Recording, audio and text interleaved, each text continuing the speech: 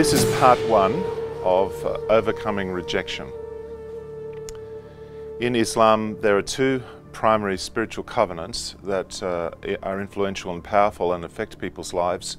One is the shahada, the covenant of surrender or submission to the example of Muhammad. That says that you become a Muslim, which means you tie yourself spiritually to Muhammad and his story and his values. And the other is the dhimma, the pact of surrender to live under Islamic rule.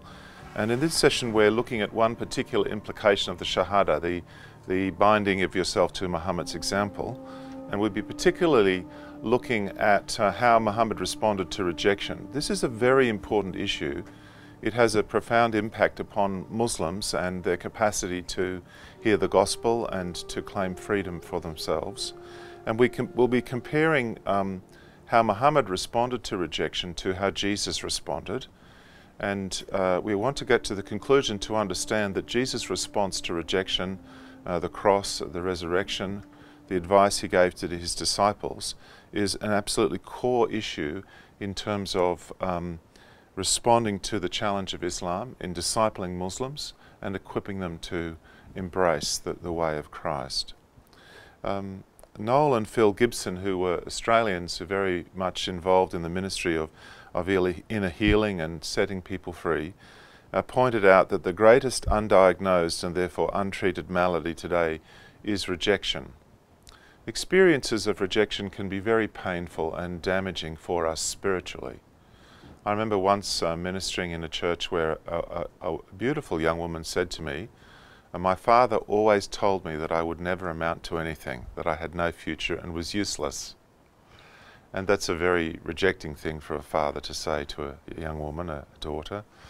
And she had actually done very well. She was an accountant and a mother and a beautiful person, but she still wore a shadow over her of this rejection. The pain of those words still, as it were, had some purchase in her life. There was a foothold that it had claimed in her. The lie had somehow lodged itself in her heart.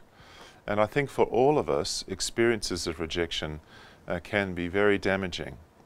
They can come in different ways. We're particularly vulnerable if there's someone who has authority over us, a parent or a teacher who says words or does things that causes hurt. Sometimes also even just the accidents of life, like losing both your parents, can be, you can receive that as a very rejecting experience, like, why weren't they there for me?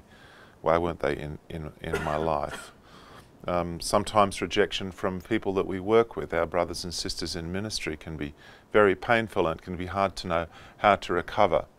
And what Satan does when we experience rejection is that he loves to plant lies into our hearts at those times, and he loves to incite us to responses that are themselves damaging and increase the problem.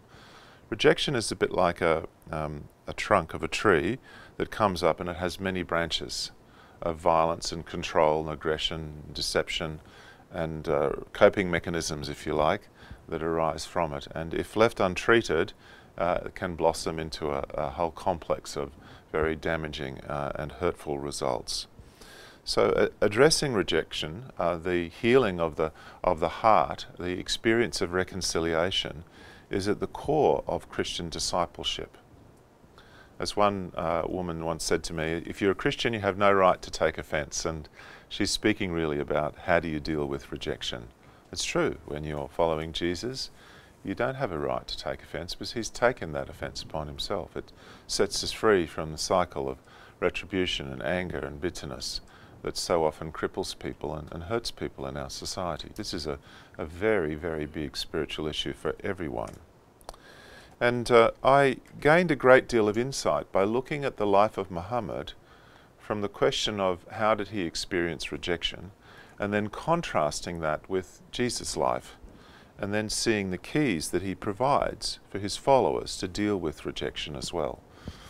This is a very important principle in discipling Muslims, because the transfer, as I'll explain in the next session, the transfer from as it were, Satan's kingdom, from living under Islam, being bound to the example of Muhammad as the best example, into the kingdom of Christ, into freedom, means rejecting rejection. It means refusing to live by that grid and all that it brings with it. The control and dominance and violence and deception and the many things that come along with the example of Muhammad. Now, when people feel rejected, there are three major characteristic responses that they make, three families of responses. If the trunk is rejection, there are three main branches that come out. One is aggressive responses, such as violence, argumentativeness, abuse, rejection of others in an aggressive way.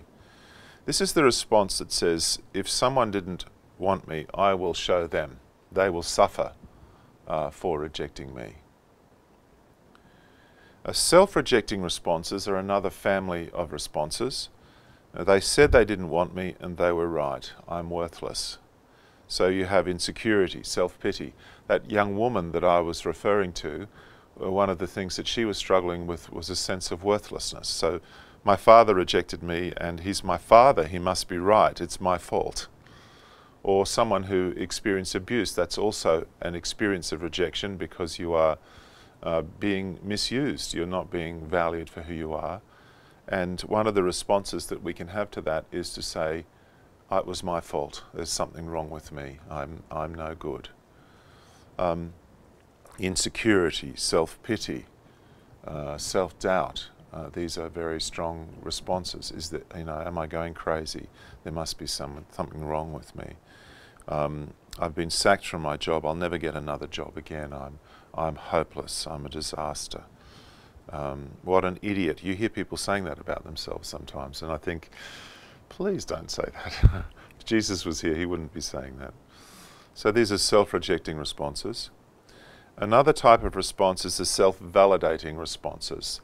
They've rejected me, someone didn't want me, I'm going to prove that I am someone. I'm going to beat them at their own game.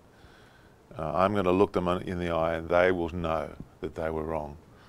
Now people prove that they're special or they validate themselves sometimes by isolating themselves. So they feel rejected, so they say, I don't need you, I'm going to go in my own way, I don't have to talk to them. Who are they anyway that I should have to talk to them? So another response is control. Someone who's experienced a lot of rejection, say for example physical abuse, sometimes they respond to that by creating a very controlling life. They control their family, their wife, their children, their husband, whatever, and they set up a system around them which is highly centrally controlled for them, not very open to conflicting input or different views. Arrogance as well, withdrawal, separation. These are self-validating responses of someone who is struggling with rejection. And what can be confusing is that if someone's had quite a lot of rejection, they can show all of these responses. So they can hate themselves, try to destroy others, and try to prove that they're superior, and do that all in the same day. And it can be very confusing sometimes. Does this person really think they're no good, or do they think I want to destroy me? What do they, what's their solution? Well, the reason actually has to do with things that are happening in their own heart. Now, when someone is to be healed from rejection, they need healing from the wounds that are caused by that rejection, but also from all the lies that are attached to it, and the strategies that they have indulged in to cope with it, the coping mechanisms. They need to renounce aggression, they need to renounce self-hatred, they need to renounce the sense that they have to prove themselves, to compete with others. They need to really let the truth of God's love for them, God's acceptance of them, seep down into the deepest places of their heart, and that's a profound spiritual work that's needed to set people free. This is living out your own salvation. It's claiming who you are in Christ. And it's really important to understand that when you're leading Muslims to Christ, to the extent to which their life has actually been shaped by Islam and not just by their family culture or by the culture in which they've grown up, these factors can be quite strong. These issues can have a significant influence on their ability to hear the gospel and are significant issues for them in their discipleship as well. So when you're discipling people who come out of Islam, you need to be quite focused on these issues. For example, if is one of the effects of growing up in an Islamic culture is that you can be very competitive and desire to be superior, because Muhammad emphasizes superiority. Those who are righteous are superior. And remember, the prayer is the call to prayer is come to success, come to success. So people who come out of Islam, they struggle with this desire to validate themselves by proving that they're better. And one issue that we've seen in ministering to Iranian Christians in Melbourne, there's about 60 or 70 that have become connected to our church, and we've had the privilege of seeing about 40 baptized this year, is that they can be quite quick to be quite competitive and seek followers for themselves. So they're seeking to desire to be strong men, be leading, and that's a sort of self-validating response. The root of that is actually rejection, fear of rejection, desire to comfort yourself by being in charge, and that will be associated with a critical spirit towards others. Or don't follow them, follow me, because I'm better, I'm stronger, I'm really the key one to do it. So when you're teaching and discipling people that are coming out of Islam, you need to focus quite strongly. What does it mean to wash each other's feet? What does it mean to serve? What does it mean to have your validation from God and not from your performance or from other people's opinions or who is going to follow you? Also, if you're involved in evangelism to Muslims, it's really important to seek healing yourself for your own rejection issues. If you go into missions work and you've got lots of issues with rejection, you'd easily take offense, you're quite competitive, you're self-validating, you will actually, it's like resonance, like if you play a sound and the guitar is tuned to that frequency, it'll vibrate. And spiritually, if you're going into a world of rejection and trying to call people to freedom, but they're all your issues, then you're quite in a vulnerable place. So these are very important issues for discipling ourselves, as well as for helping people come out of darkness into light. That's the end of the first session.